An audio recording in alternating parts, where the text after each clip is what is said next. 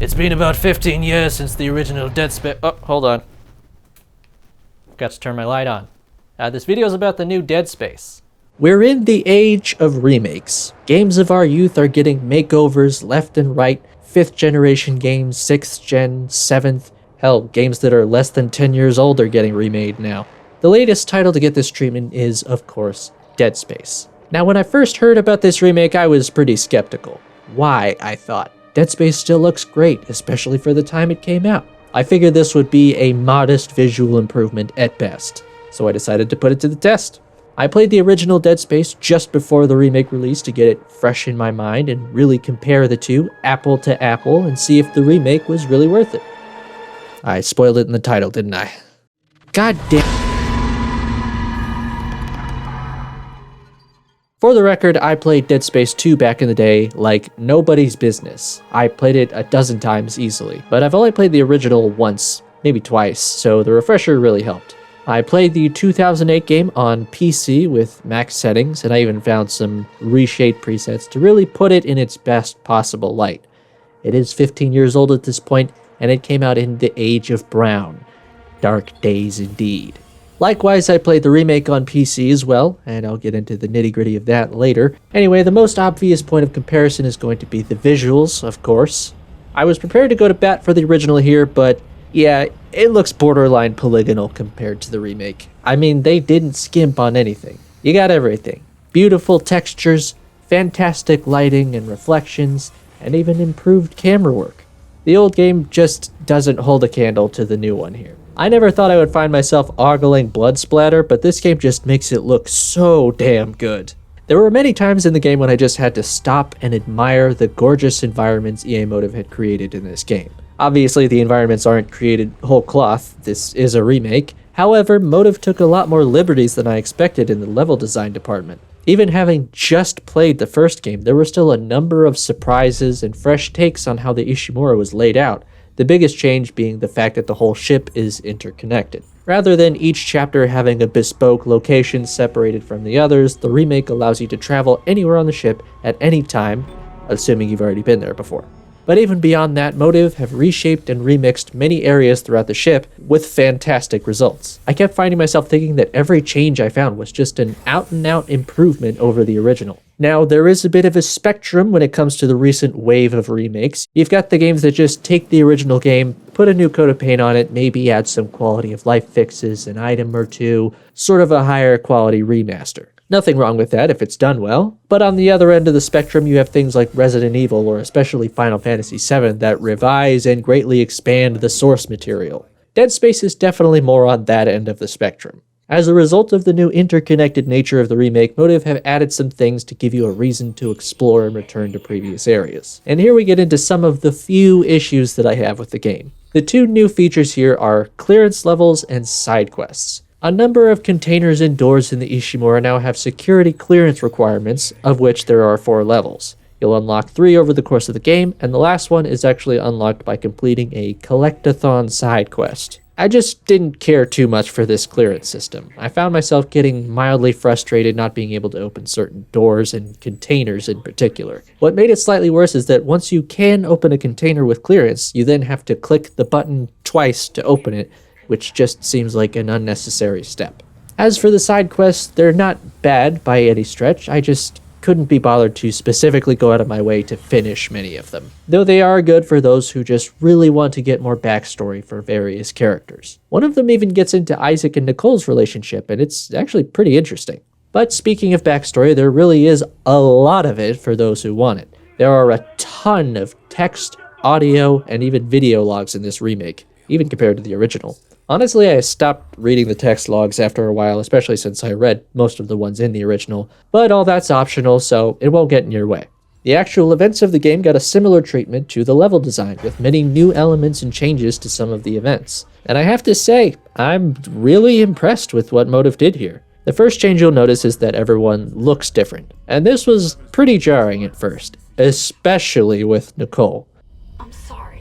But I suspect this is largely a result of the industry's shift to motion capture from the facial animation techniques they were doing back in the 7th generation. It is what it is, and I mostly got used to the new faces over time. They've also given Isaac dialogue, as he had in the sequels. Fuck me! They also flesh his character out more, expanding on his family and his link with unitology. The remake puts much more of an emphasis on unitology and the marker overall, which in turn makes it more consistent with the sequels. And on top of all that, they've given more characters some screen time, revised other characters, and generally given the plot a better sense of progression. Replaying the first game and then playing the remake, I noticed that things just kind of happen in the original, without any cause or reason sometimes. The remake puts a lot of effort into showing you who caused what to happen and gives you more of a reason to care about what happens and who it affects. For example, without getting into spoilers, Hammond gets much more of an arc than he did in the original, Dr. Kyne is less of an outwardly insane person, and Mercer feels more like an active participant in the story, and he spends slightly less time behind impenetrable windows. His regenerating monster also plays a more integral role throughout the game. I don't remember him showing up very much after this sequence where you freeze him in the original, but in the remake he has more of a nemesis role. He just keeps popping up and making your life just a little more difficult. And speaking of difficult, one of my concerns early on with this remake was the difficulty. And while there's a pretty generous curve at the beginning, this game does get pretty tough. I played the first game on hard, having played the games many times before, just gave the game that extra bit of tension and challenge. So I also played the remake on hard, and I was worried for a while because it seemed a bit easy in comparison. I was getting ammo like candy, and the inventory feels a lot more spacious than before. But as the enemies got more plentiful and varied, things got more challenging. I think part of the issue early on was the way new weapons are given to you. You're not given schematics for weapons, and instead you just find the weapons themselves throughout the ship. I'm actually not opposed to this method, although they've changed the order of weapons around, and I ended up getting the weapons I liked very last, so I just put the others in storage, meaning I was only getting plasma cutter ammo, hence why I had so much of it. The way weapons are upgraded has also changed a bit. The whole upgrade path is not initially available. You have to collect or buy various parts to fill out more of the tree, and each piece provides a special node that enhances it in a new way. Some are more exciting than others. Overall, I wouldn't say this is much better or worse than the old way, though it does mean you have to complete a fairly big side quest to be able to complete upgrade trees for most of the weapons. The gameplay here has a number of tweaks and adjustments, most of which were very welcome. The first game feels kind of clunky to play nowadays, from the controls, which could not be changed, to the way the camera moved, the position of the camera, the way Isaac only sprinted directly forward or sideways, the weird 3D map, the controls. I can't stress the controls enough. Square to heal? Aim and X to reload? Anyway, there's a laundry list of awkward stuff there, but the remake addresses pretty much all of it. There's still no quick turn, unfortunately, but I suppose I can live without it. But they have plenty of button mapping options, the camera is way more dynamic, the map makes more sense, and they even brought in some improvements made in the sequels, like space flight and improved kinesis. Now, kinesis was in the original, yes, but it honestly felt pretty limp and mostly not worth using. They also improved the various interfaces, like the shops, benches, and inventory menus. Basically, if there's a way to improve the experience, Motive have probably done it. And I think a really good small example is the way that you loot items in the remake. Originally, the items would just kind of plop out when you shot or stomped on an enemy, and there was a bit of a delay before you could actually grab it. In the remake, you can stomp an enemy and the item will bounce up in the air and you can immediately grab it, and it just feels so good. This game even has an expanded New Game Plus with even tougher enemies and new collectibles, which ultimately lead to a new alternate ending. And it's okay. Honestly, it's fine if you don't see it. I wouldn't worry about it.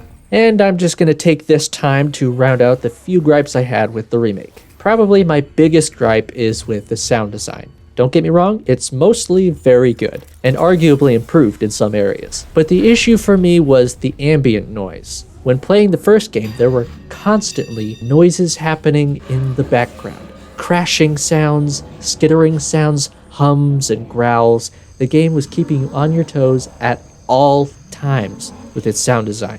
You never felt like you were safe. Any moment could turn on a dime and have you in a panic. Now, the remake is no picnic, but there are definitely distinct moments where you feel like you're just moving through the ship, and you can tell that you're safe from enemy encounters, at least for the moment. And I just really missed all those sounds from before. If Motive dropped the ball anywhere, it's definitely here. The rest of my issues were pretty minor. For example, I missed the way these guys sounded in the original. and I think Isaac walks just a little too fast. They seem to have increased his max walk speed, and I often found myself adjusting how much I tilted the stick to compensate. And if I were playing on mouse and keyboard, I just would have had to deal with it. Like I said before, this game is gorgeous, and it felt like Isaac wanted to go through it just a little too fast. There's a separate sprint button if you want to move quickly, so I don't know why they felt the need to make him walk faster. And I had occasional issues with the sound or music suddenly cutting out and fading back in. And yeah, that's pretty much it. It's a pretty short list. Now, I mentioned before that I played this on PC, so let's get into that business. The first thing that struck me after booting this thing up was this message recommending that you play on a solid-state drive. This, I assume, is because of the game's lack of loading screens. Playing on an SSD reduces wait times for doors and elevators and generally lets you move more quickly between areas. I actually upgraded from an HDD to an SSD partway through this playthrough, and I was able to notice a distinct difference in how long it took new areas to load in. Overall, I would say this is a pretty demanding game. I think I have a pretty decent setup, but I feel like I was really pushing my system to get the performance that I wanted. I play the game at 1440p, 60 FPS, with settings on Ultra. With the DLSS mode set to quality, I was able to achieve 50 to 60 FPS most of the time. This does soften the image some, and there's some noticeable ghosting for lateral movement. This is particularly prevalent with things like doors opening and closing, but it's less noticeable in the heat of combat. Overall, the image still looked quite good. I was also able to play without DLSS to a degree. Setting TAA to low, turning off RTAO, setting shadows and volumetrics to low, I was able to get between 40 and 50 frames per second consistently. Personally, I didn't notice that much of a difference in visual quality with these settings turned down, so if you don't mind sub 60 frame rates and you want a sharper image with no ghosting, this is the way to do it. Unfortunately, the game will still stutter fairly regularly when loading in new areas either way. There is shader caching when you first boot the game, but it doesn't seem to fully solve the stutter problem. Aside from that, I did have trouble booting up the game occasionally, especially from the desktop. I would just get stuck on a black screen and have to restart. And I only had one crash, but it was a hard crash. I had to completely reboot the computer. All that said, I mostly had a pretty good experience. I really appreciated all the options from a control standpoint. You can change buttons, toggle or hold to sprint. They even let you use DualShock prompts, praise be! And in case you couldn't tell already, this remake kind of kicks ass. Considering all the changes and improvements they've made here, it's hard for me to even recommend playing the original aside from the issue with the ambient noise. Otherwise, I see this as an objectively better experience. So if you've got the hardware to run it, I would recommend playing the Dead Space remake. The original is a classic, but this new version just makes for an even more enjoyable experience overall. Oh. I should probably go.